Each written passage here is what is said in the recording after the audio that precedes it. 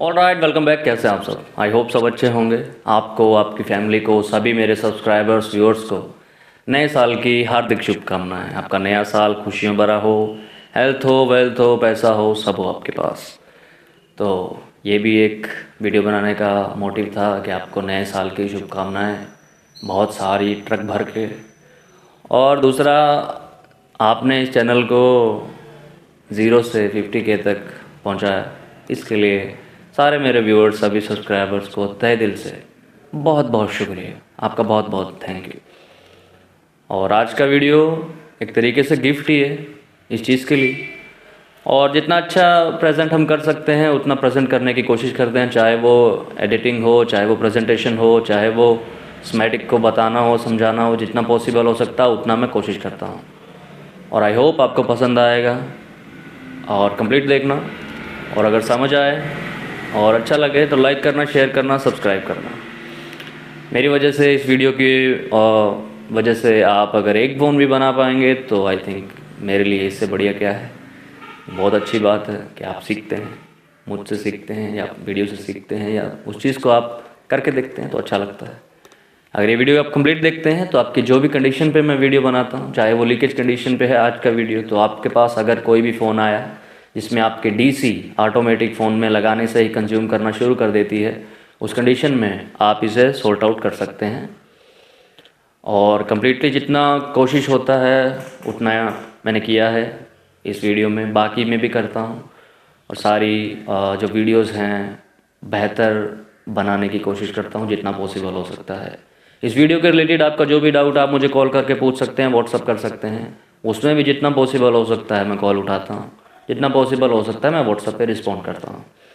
और अगर इस तरह का और वीडियोस आपको चाहिए तो आप मुझे बता सकते हैं। आपको अगर कंप्लीट हार्डवेयर सीखना है तो भी आप नीचे दिए गए नंबर पे कांटेक्ट करके हमारी क्लासेस ज्वाइन कर सकते हैं, जो कम्प्लीटली आपको पूरा हार्डवेयर प्रोवाइड करवाएगी। A to Z इसी तरीके से प्रेजेंट की हुई वीडियो आपको मिलेगी। और आपका बहुत बहुत शुक्रिया दोबारा एक बार इतना प्यार देने के लिए। बहुत बहुत थैंक यू। नए साल की आपको हार्दिक शुभकामनाएं। तो चलिए वीडियो शुरू करते हैं, बाकी बातें बाद में करेंगे। Thank you. लीकेज को समझने के लिए सबसे पहले हमें समझना पड़ेगा कि अपने फ़ोन में कितने तरह की पावर्स होती हैं, जैसे कि ऑलवेज ऑन, डिफ़ॉल्ट ऑफ और सॉफ्टवेयर बेस्ड। ये अलग अलग तरह की पावर है। अगर मैं बात करूं ऑलवेज ऑन पावर के बारे में, तो ये वो पावर है जो ऑलवेज अवेलेबल रहती है आपके बोर्ड में, आपके फ़ोन के बोर्ड में, अगर आपने बैटरी लगा रखा है तो। जैसे कि वीबैट लाइन, वीपीएच लाइन और पावर कीपी लाइन, इस पे आपको ऑलवेज कुछ ना कुछ वोल्टेज देखने के लिए मिल जाते हैं। जैसे 3.7 है अगर बैटरी में, तो 3.7 से अगर आप वीबैट लाइन चेक करेंगे तो मिल जाएगा, वीपीएच मिलेंगे देखेंगे तो मिल जाएगा, चाहे आपका फ़ोन ऑन है या ऑफ है। सेकंड है default on power, the power which are available in the cell phone is in on condition if the cell phone is in on condition. इसका मतलब है अगर आपका फ़ोन ऑन है तो कुछ डिफ़ॉल्ट ऑन पावर्स होती हैं जो फ़ोन ऑन होते ही उसके बाद हर टाइम आप पीसीबी में चेक कर सकते हैं, जिससे आप ये कंफर्म कर सकते हैं कि आपका पावर आईसी ओके है या नहीं।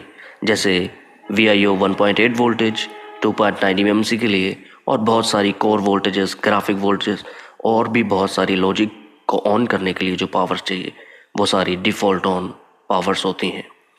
और उसके बाद है default off, the power which are available when required and not available when required and not if no need. अगर ज़रूरत नहीं तो ये पावर वहाँ पे नहीं मिलेगी। एग्जाम्पल के तौर पे 1.8 वोल्टेज डिफ़ॉल्ट ऑफ वोल्टेज, ये आपके डिस्प्ले के लिए है और आपके कैमरा के लिए भी। अगर आपने डिस्प्ले बंद किया तो आपके कैमरा ऑटोमेटिकली बंद हो जाएंगे, क्योंकि वो पावर वहाँ से बंद हो जाएगी। क्योंकि ये सिंपल कॉन्सेप्ट है कि अगर आप डिस्प्ले यूज़ नहीं कर रहे तो पावर जो कैमरे के लिए है वो भी बंद हो जाएगी। तो ये 1.8 वोल्टेज है, अगर आपकी डिस्प्ले चलती है तो मिलेगी, आपने डिस्प्ले ऑफ किया तो बंद हो जाएगी। इसे बोलेंगे डिफ़ॉल्ट ऑफ वोल्टेज। उसके बाद है सॉफ्टवेयर बेस्ड, ये वो पावर्स हैं जो सॉफ्टवेयर पर डिपेंड करती हैं। जैसे एग्जांपल के तौर पे वाईफाई, आपने वाईफाई ऑन किया तो वाईफाई को वोल्टेज मिलेगी, अदरवाइज नहीं मिलेगी। तो ये 4 पावर्स थी। सबसे पहले मैं बात करूँगा ऑलवेज ऑन पावर की, क्योंकि यही सबसे ज़रूरी है एक लीकेज को समझने के लिए। Leakage always on power supply की वजह से क्रिएट होता है। सबसे पहले मैंने 2 आईसी लिए हैं PMI, जिसे आप चार्जिंग आईसी पे भी कंसीडर कर सकते हैं, और एक PM जो आपका पावर आईसी। यहाँ पे बैटरी की लाइन कनेक्ट होती है PMI में, जिसे VBAT बोलते हैं। ये ऑलवेज ऑन पावर सप्लाई है। PMI या फिर आप चार्जिंग आईसी कहें, ये प्रोड्यूस करेगा ऑलवेज ऑन वोल्टेज, जिसे VPH कहते हैं। ये भी ऑलवेज ऑन है, और एक पावर की वोल्टेज। ये तीनों वोल्टेज आप बैटरी लगाइए, फ़ोन को ऑन करिए या ना करिए, आपको ये पावर्स यहाँ पे चेक करने के लिए मिल जाएगी, आप चेक कर सकते हैं। उसके बाद है बहुत सारे आईसीज आपके फ़ोन में होते हैं। कुछ आईसीज जैसे पावर एम्पलीफायर नेटवर्क वाला VBAT से भी जुड़ा होता है, कुछ फ़ोन में VPH से भी कनेक्टेड होता है, तो अलग अलग हो सकते हैं। अब डिपेंड करता है, जैसे VPH है, VPH बहुत सारे LDO में भी जाती है, बहुत सारे दूसरे आईसीज में, जैसे ग्राफिक्स में, बैकलाइट के लिए, आवाज़ के लिए कोडेक आईसी है, तो बहुत सारी जगह पे VPH का ज़रूरत पड़ता है। अब ये VPH और ये VBAT, इन दोनों पावर्स में मोस्टली लीकेज देखने के लिए मिलता है, और ये लीकेज इनमें से किसी भी आईसी में हो सकता है। PMI में हो सकता है, PM में हो सकता है, कोडेक में हो सकता है, बैकलाइट में, ग्राफिक्स में, LDO में, पावर एम्पलीफायर में, कहीं भी आपको लीकेज मिल सकता है। अब आपको सबसे पहले ये पता होना चाहिए कि लीकेज कितने टाइप का होता है, और उसे आप कैसे फाइंड आउट कर सकते हो, कैसे एक फ़ोन को लीकेज से फोल्ट आउट कर सकते हो। इस चीज़ को समझने के लिए सबसे पहले हमें समझना पड़ेगा एक कंपोनेंट से होने वाले लीकेज को। तो ये जैसे कि VBAT लाइन है, यहाँ पे बहुत सारे कंपोनेंट्स आपको देखने के लिए मिलते हैं जो पैरेलल में लगे हैं, जैसे कि कुछ डायोड, कुछ कैपेसिटर्स। ये जो कंपोनेंट्स हैं ये पैरेलल में लगे हुए हैं, एक साइड इनकी ग्राउंड है, और VPH लाइन पे 2, 3, 4 डायोड हो सकते हैं, और बहुत सारे कैपेसिटर्स VPH लाइन पे लगे होते हैं, बहुत सारे। अब इस चीज़ को समझने के लिए ये ज़रूरी है कि आप सबसे पहले समझें कि लीकेज होता कैसे है, और एक कंपोनेंट की वजह से लीकेज कैसे होता है। अब जैसे कि हमेशा इस लाइन में, ये जो डायोड आप देख पा रहे हैं, हमेशा इस लाइन में 3.7 वोल्टेज रहेंगे आपके बैटरी के, या आपने DC कनेक्ट कर रखा है तो अगर ये डायोड ख़राब हो गया तो ये कुछ ना कुछ एम्पेयर ग्राउंड करेगा, और आपकी DC मशीन में आपको शो करेगा कि कुछ ना कुछ एम्पेयर कंजप्शन हो रहा है, अपने आप हो रहा है, पावर बटन दबाए बिना। तो ये होता है कंपोनेंट की वजह से लीकेज। और ये कोई ज़रूरी नहीं कि ये सिर्फ डायोड की वजह से हो। कॉमन केसेस में डायोड की वजह से होता है, but in some cases capacitor से भी। और अगर आप देखेंगे आईसीज को पलट कर, तो उनके नीचे बहुत सारी बॉल्स होती हैं। हर एक आईसी के नीचे कुछ अंडर बॉल्स होती हैं, कुछ आउटसाइड में होती हैं, बहुत सारी बॉल्स होती हैं। सभी बॉल्स का अलग अलग पर्पस होता है, अलग अलग जगह पे बुझाती है, कुछ CPU में, कुछ अलग जगह पे, और उनमें से कुछ ऑलवेज ऑन की होती है, जैसे VPH या VBAT की लाइन होती है। अभी अगर मैं बात करूं इस मेथड से, ये अगर आप पता करना चाहते हैं किस रीज़न से कौन सी बॉल है, तो वो उसकी डाटा शीट से पता लगता है। यहाँ पर जो ब्लिंक कर रहे हैं निशान नीचे कॉर्नर पे, यहाँ पे इनपुट पावर है। मान लीजिए VPH है जो ऑलवेज ऑन है, हमेशा यहाँ पे रहती है। अगर ये आईसी ख़राब हुआ या लीकेज कंडीशन में चला गया तो क्या होगा, ये पावर गलत जगह पे स्प्रेड होने लगेगी, या वो ग्राउंड होने लगेगी, या वो कुछ CPU की लाइन में जाएगी। उस कंडीशन में ये 2 कॉन्सेप्ट बनते हैं, या तो वो हाफ शॉट बन जाता है। हाफ शॉट का भी एक अलग कॉन्सेप्ट होता है, बट इसमें क्या होगा कि आपकी DC में रीडिंग अपने आप आने लगेगी। ये होती है leakage condition. Trouble shooting process शुरू करने से पहले एक चीज़ मैं आपको बता दूं कि कुछ और डेमो वीडियोस आप देख सकते हैं, ये तो है ही। उसके बाद भी आप कुछ और डेमो वीडियोस अगर देखना चाहते हैं तो इस वीडियो के डिस्क्रिप्शन में कुछ लिंक्स मैंने डाले हुए हैं, उन पर जाके आप क्लिक करेंगे तो आप कुछ और डेमो वीडियोस वहाँ पे देख पाएंगे। उन देखने के बाद आप डिसाइड कर सकते हैं कि आपको नेक्स्ट बैच ज्वाइन करना चाहिए, नहीं करना चाहिए, और कैसे ज्वाइन करना है उसका पूरा प्रोसेस भी वहीं पे आपको मिल जाएगा। Thank you. तो चलिए इस चीज़ को हम अपनी प्रेजेंटेशन से समझ लेते हैं, कैसे अगर आपके फ़ोन में लीकेज कंडीशन बनता है या DC ऑटोमेटिक कंज्यूम करती है कुछ एम्पेयर्स को, तो उसे कैसे फॉल्ट आउट करेंगे, कैसे उसका फॉल्ट आप निकाल सकते हैं। जैसे कि मैंने पहले बताया, लीकेज आपका मोस्टली बनता है ऑलवेज ऑन रेल्स की वजह से। जिन लाइंस में ऑलवेज वोल्टेजेस रहते हैं, ऑलवेज एम्पियर रहते हैं, वहाँ पे इश्यूज़ आता है लीकेज की वजह से। सबसे पहले है लीकेज बाय वी बैट, यानी आपकी बैटरी लाइन में लीकेज होना।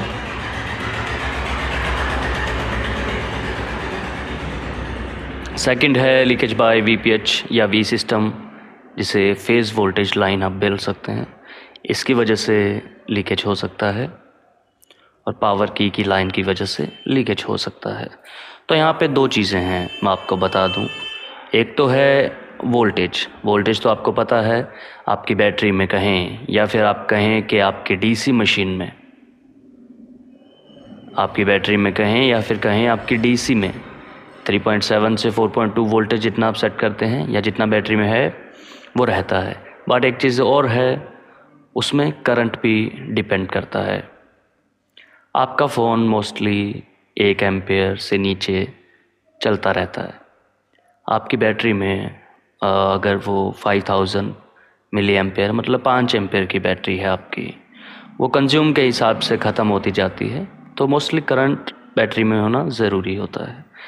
करंट एक एम्पेयर को हम बोलते हैं कि एक बैटरी में वोल्टेज के साथ करंट का होना ज़रूरी है, उसमें चार्ज होना ज़रूरी है, ताकि वो वोल्टेजेस में जो इलेक्ट्रॉन्स हैं आपकी बैटरी में फ़्लो कर सकें, उनकी स्पीड, उनकी ताकत, करंट का होना वोल्टेज के साथ ज़रूरी है। तो यहाँ पे जब भी आप अपनी डीसी कनेक्ट करते हैं तो क्या होता है, एम्पेयर आपको दिखाता रहता है, कंज्यूम करता है, आपको दिखाता है कि कुछ एम्पेयर अपने आप ले रहा है। वो कंडीशन भी मैंने आपको बताई किस वजह से होता है। तो यहाँ पे देखिए, जो वोल्टेजेस हैं, जो रेड कलर में यहाँ पे सिंबल जो चलेगा वो वोल्टेजेस का है, और इस कलर में ये करंट का सिंबल है। यहाँ पे वोल्टेजेस आपकी डीसी से या बैटरी से चार्जिंग आईसी तक पहुँचेगा। उसके बाद जहाँ उसे जाना है, वीपीएच बन के power IC, power amplifier, graphics, codec, backlight, वो वहाँ पे अपना काम करना शुरू करेगा। उसके बाद मैंने एक चीज़ और बताया कि लीकेज, एम्पेयर लीक होना, एक मोस्टली इस तरह के डायोड्स, कुछ ईएसडी कह दें, जीनर कह दें, और जितने भी पैरेलल में लगे होते हैं, उन सब में क्या इश्यूज़ आते हैं कि वो मोस्टली एम्पेयर ग्राउंड करते हैं। तो इसकी वजह से यहाँ पे कहीं भी ये लीकेज किसी भी डायोड की वजह से हो सकती है। और अगर डायोड की वजह से है तो हम सबसे पहले क्या करेंगे, जीआर चेक करेंगे, वी बैट और वीपीएच, ताकि हम पता कर सकें कि लीकेज कहाँ पे है, वीपीएच लाइन में है या वी बैट में है। अगर जीआर से हमें कंफर्मेशन हो जाती है तो हम वहाँ से डायोड्स को रिमूव करेंगे। जैसे कि यहाँ पे मैं सभी डायोड्स को एक बार के लिए मूव कर दिया। यही चीज़ मैं आपको अपने बोर्ड में दिखाता हूँ। एक बोर्ड में क्या गुड जीआर होता है, क्या बैड जीआर होता है, उस चीज़ को मैं आपको समझाने की कोशिश करता हूँ, और एक बोर्ड में कैसे चेक करना है वो मैं आपको बताता हूँ। तो यहाँ पे मेरे पास मल्टीमीटर है, इसको मैं बजर मोड या फिर डायोड मोड बोलते हैं, यहाँ पे करूँगा।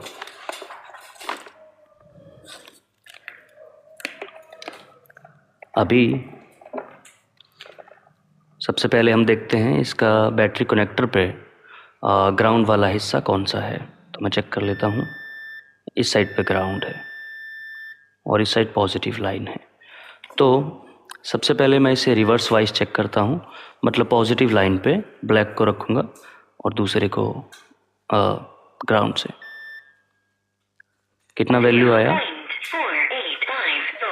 486, 485 वैल्यू आया यहाँ पर।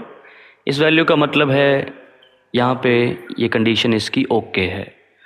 अब हम इसे फॉरवर्ड वाइज में चेक करेंगे, पॉजिटिव पे रेड और ग्राउंड पे ब्लैक। तो यहाँ 0 आ रहा है। ये बहुत बढ़िया है। अगर इस तरह चेक करने से we bat positive pay red को रखें और ब्लैक को ग्राउंड पे रखें अगर आपकी वैल्यू जो है 700, 800, 600 आती है तो आपका फ़ोन लीकेज कंडीशन में होता है। सेकंड, अगर आपकी वैल्यू फॉरवर्ड बाइज में चेक करें तो 1200, 1300 से ऊपर या OL लिखा आना चाहिए। अगर रिवर्स में उल्टा चेक करें तो आपकी वैल्यू 485 है। आपकी वैल्यू कम से कम 300 के आसपास तो होनी चाहिए, 300, 400, 500, 600। अगर आपकी वैल्यू 200 के आसपास है तो वो लीकेज कंडीशन में फ़ोन हो सकता है, क्योंकि ये जो वैल्यू है ये गुड वैल्यू मानी जाती है। मतलब 350, 400, 500 के आसपास वैल्यू आनी चाहिए। अगर वैल्यूज़ बहुत कम 200, 100 के आसपास है तो लीकेज है। अगर फॉरवर्ड में चेक करने की वजह से कुछ वैल्यू नहीं आ रही तो सही है, पर अगर वैल्यू आए तो 1200-1300 से प्लस होनी चाहिए तो आपका ओके कंडीशन बनता है।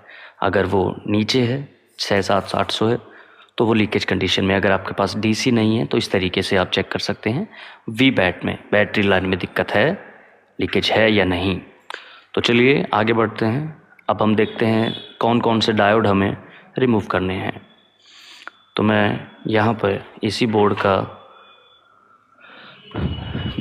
चार्जिंग डाटा खोलता हूँ। सबसे पहले हमें वही डायोड निकालने हैं जो अगर बैटरी लाइन में हुआ तो बैटरी लाइन की VBAT लाइन को हम फॉलो करेंगे, ये वाली लाइन रेड वाली।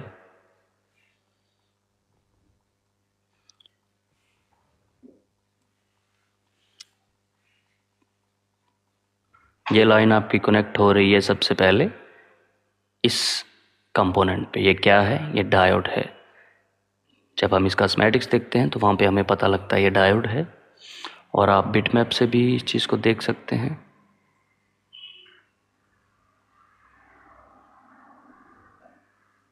देखिए D2601 ये डायोड है बैटरी लाइन का। तो सबसे पहले मैं क्या करूँगा, मैं इसे रिमूव कर दूँगा।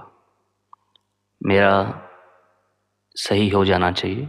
अगर VBAT में लीकेज हुआ तो इसे रिमूव करने से सही हो जाना चाहिए, क्योंकि ये बैटरी लाइन पे जुड़ा हुआ डायोड ये मोस्टली कॉमन थिंग है जो एम्पेयर को ग्राउंड करता है। उसके बाद अगर VPH में इशू है तो उसे मैं कैसे देखूँगा, वो हम प्रेजेंटेशन से आगे बढ़ते हैं उसके साथ साथ। तो अगर VBAT या किसी में भी लगता है लीकेज, उसकी वैल्यू सही नहीं है, तो उसका हम डायोड निकालेंगे। सबसे पहले मैं मोस्टली सारे डायोड ये VBAT और VPH के दोनों निकाल देता हूँ ताकि इजीली टेंशन ना रहे और उन्हें वापस लगाने की ज़रूरत नहीं होती है, कोई इशू नहीं है, ये बस प्रोटेक्शन होती है। उसके बाद देखिए यहाँ पे हमने सारे डायोड यहाँ से निकाल दिए, अभी भी लीकेज नहीं गया है।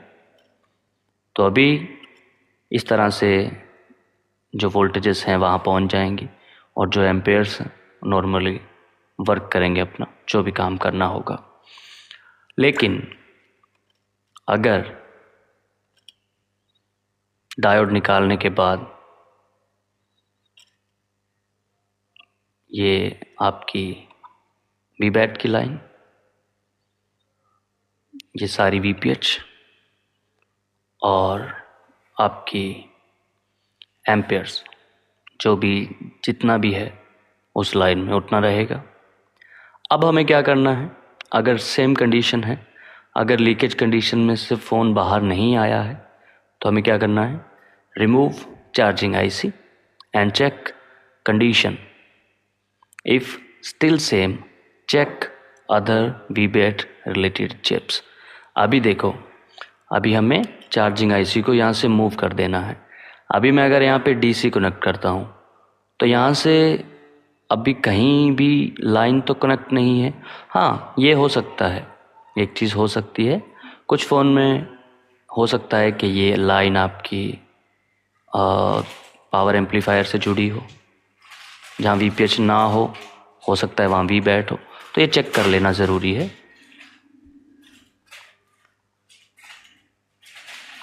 तो वो भी IC हम निकाल के देखेंगे जो भी VBAT से जुड़ा है। उसके बाद नेक्स्ट है, अगर यहाँ से मैं चार्जिंग IC निकाल देता हूँ। अभी मुझे क्या चेक करना है, VPH लाइन को, क्योंकि अगर यहाँ से DC लगाने से 0 हो गया तो ये लाइन तो आपकी ओपन है, यहाँ से कटी हुई है, तो अभी क्या है, अभी लीकेज कहाँ है, अब लीकेज यहाँ है। ये आपको पता लग गया कि VBAT में लीकेज नहीं है, लीकेज VPH में है। क्यों, कैसे पता लगा? क्योंकि पहले DC लगाने की वजह से क्या हो रहा था, ये वोल्टेज VBAT फिर VPH बन रही थी। तो ये VPH की वजह से हो सकता है इस IC में लीकेज हो, इसमें हो। लेकिन जैसे ही आपने यहाँ से चार्जिंग IC कट किया तो यहाँ पे 0 हो गया, DC ने रीडिंग लेना बंद किया। तो इससे आपको कंफर्म हो गया कि VBAT लाइन ओके है, इशू जो है VPH में हो सकता है। तो इस चीज़ को और आगे देखेंगे। अभी अगर मुझे पता चल गया कि VBAT में नहीं VPH में है, तो मुझे क्या करना चाहिए, मैं अपनी after removing VBAT related chips, यानी आपकी बैटरी कनेक्टर से जितनी भी चिप्स, वो चार्जिंग IC है, चाहे वो कोई पावर एम्पलीफायर से लाइन जा रही है, तो मैं इसे भी निकाल दूंगा एक बार चेक करने के लिए। तो अभी मैंने निकाल दिया charging IC। After removing VBAT related chips, if the DC reading become normal then the issue in VPH line, कि आपकी VPH लाइन में दिक्कत है।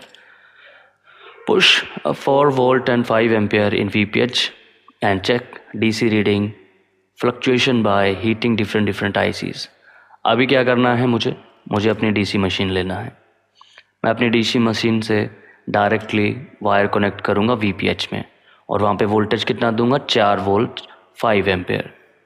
अभी मैंने इसमें दे दिया।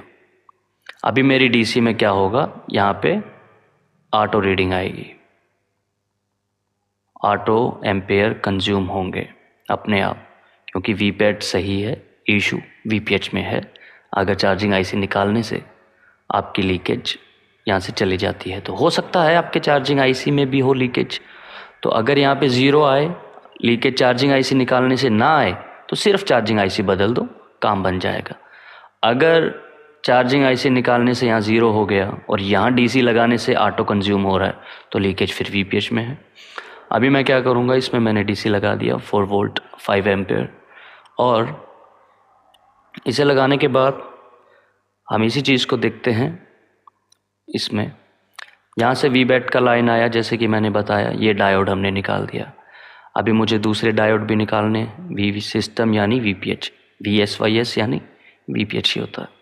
अब ये लाइन अंदर गया, लेकिन यहाँ से ये VPH वाली लाइन, तो मुझे इसके भी डायोड निकालने हैं।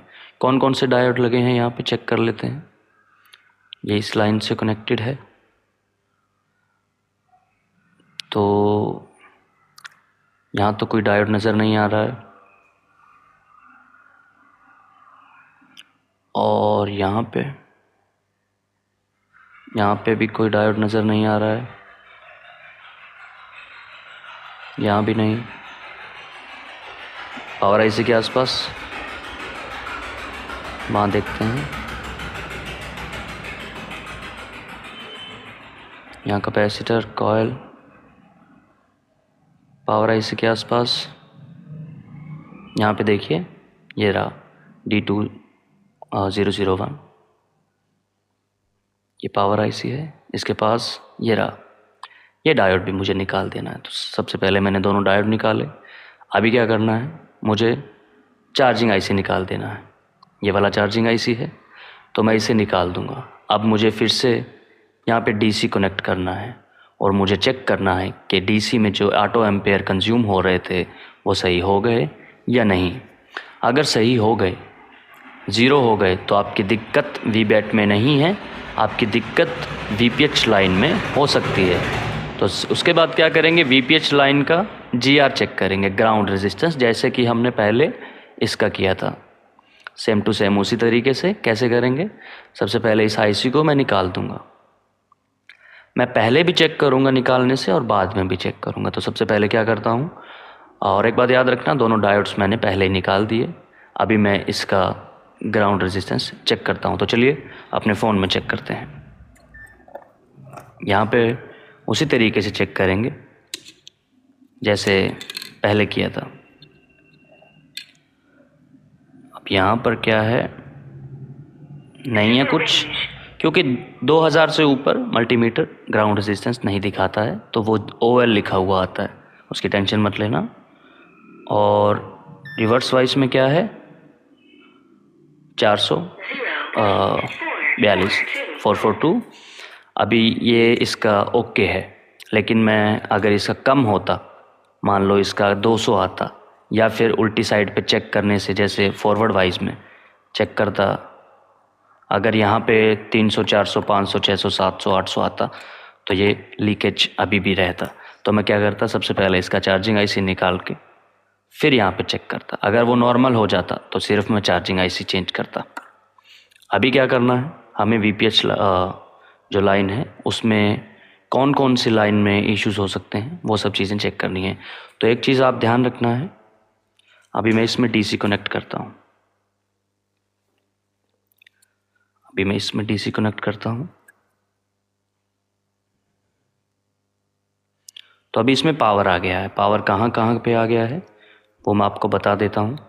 तो ये स्कीमेटिक से देखना चाहें तो स्कीमेटिक से देख लेते हैं। अभी इसमें पावर कहाँ है, यहाँ पे देखिए, एक तो ये VBAT लाइन पे यहाँ पे है, और कहाँ पे है, यहाँ पे एक IC पे है, 4G पावर एम्पलीफायर पे है पावर। अभी है इसमें, फ़ोन ऑन नहीं है फिर भी। और ये आपका 2G पावर एम्पलीफायर में भी है यहाँ इस पे, और आपकी पावर IC में भी है यहाँ पे, और आपका चार्जिंग IC में भी है इस डायोड से होते हुए इसमें। तो मैं अभी आपको दिखा देता हूँ, एक बार आप चेक कर लें। इसको मैं 20 वोल्ट्स पे करता हूँ, तो क्या है 4.2, और आपके इस 4G पावर एम्पलीफायर के पास, 2G के पास यहाँ भी है,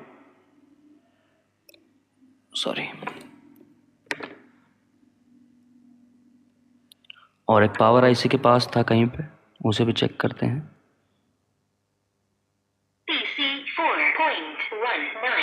यहाँ पे पावर है, ये VBAT की पावर है। उल्टी साइड पे VPH क्या बन रहा है, हाँ VPH भी बन रहा है। VPH इसमें बहुत जगह पे होगा, पावर IC के कैप्स पे भी होगा, आस पास के जितने भी कैप होंगे। तो ये पावर है यहाँ पे। और ये जो डायोड लगा है, जो मैंने निकालने के लिए बोला था, इस पे भी कहीं ना कहीं वोल्टेज होगा। तो अभी इसमें पावर है। अभी क्या है, DC अगर ऑटोमेटिक आपके एम्पेयर ले रही है, तो हमें ये कंफर्म करना था कि ये VPH में है या VBAT में है। तो सबसे पहले हमने क्या किया, चार्जिंग IC को निकाल दिया। अभी क्या करना है, ये निकाल देना है। जब हमको पता लग गया कि VBAT में लीकेज नहीं है, तो अब हमें इसको चेक करना है आपकी VPH लाइन में। VPH लाइन में कैसे चेक करेंगे, आपके DC की दोनों केबल्स को, ये DC की केबल है, चाहे आप जंपर करें यहाँ पे इस कॉइल पे, जो ये कॉइल है VPH वाली, चार्जिंग IC को निकाल दें, इसको यहाँ पे जंपर करें, और इसमें अपने DC की रेड जो वायर होगी वो यहाँ पे कनेक्ट करें, और ब्लैक वाली कहीं भी जंपर कर दें ग्राउंड में। तो अब आपकी DC ऑटोमेटिक कंज्यूम करेगी, मतलब ऑटोमेटिक कंज्यूम होगा एम्पेयर। कंज्यूम होने के बाद आपको कैसे पता करना है कि दिक्कत कहाँ पे है, आप क्या करेंगे, नॉर्मली अपनी SMD उठाएंगे, SMD उठा के उसका टेम्परेचर करेंगे 270 के आसपास, एयर कर लेंगे 10 पे 20 पे जितना भी। अभी यहाँ पे जैसे अगर चार्जिंग IC लगा है तो अपने DC यहाँ पे लगा लें, यहाँ पे लगा लें। अगर आपका चार्जिंग IC नहीं लगा, आपने VBAT में जंपर कर रखा है, सॉरी VPH में अगर यहाँ जंपर कर रखा है तो भी कोई बात नहीं। अगर चार्जिंग ऐसी लगा हुआ है तो लीकेज ढूंढना है तो आप क्या करेंगे, अभी मेरी DC में कुछ रीडिंग है, जैसे इसमें मान लीजिए कुछ रीडिंग है, इस तरह की कुछ भी रीडिंग हो सकती है। तो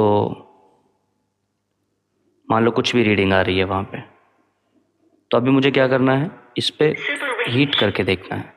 मैंने थोड़ा सा हीट किया, मूव किया, अगर रीडिंग चेंज हुई तो आप समझ जाना उस IC में दिक्कत है।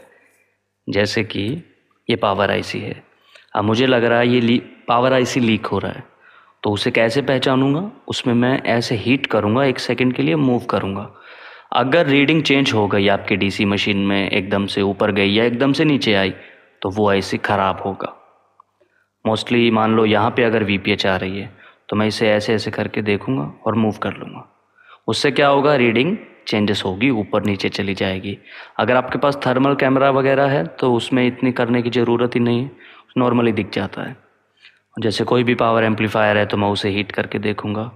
CPU और eMMC को हीट करने की ज़रूरत नहीं है क्योंकि यहाँ पे VPH नहीं जाती है। तो मोस्टली ये कंडीशन बनती है लीकेज के लिए। इतना अगर आप कर लेंगे तो आई होप आपका सल्यूशन होगा 100%।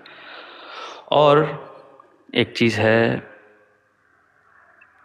मोस्टली पावर IC की वजह से डायोड निकालने के बाद पावर IC को निकालें तो भी आपके 70% चांस है आप लीकेज से फ़ोन को बाहर निकाल सकते हैं।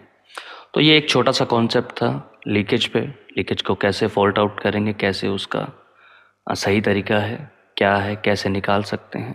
तो इस तरीके से आप अपना फ़ोन लीकेज से बाहर निकाल के फ़ोन को ऑन कर सकते हैं। इसकी वजह से बैटरी ड्रेन के भी इश्यूज़ आते हैं, अगर थोड़ी बहुत भी लीकेज हो, हाफ शॉट भी होते हैं। तो ये था आज का चैप्टर लीकेज पे। इस तरह के और बहुत सारे चैप्टर्स देखने के लिए आप मुझे सब्सक्राइब कर सकते हैं, लाइक करें, शेयर करें, और सारे हार्डवेयर को कम्प्लीटली जानने के लिए नीचे दिए गए नंबर पे आप कांटेक्ट कर सकते हैं। Thank you so much.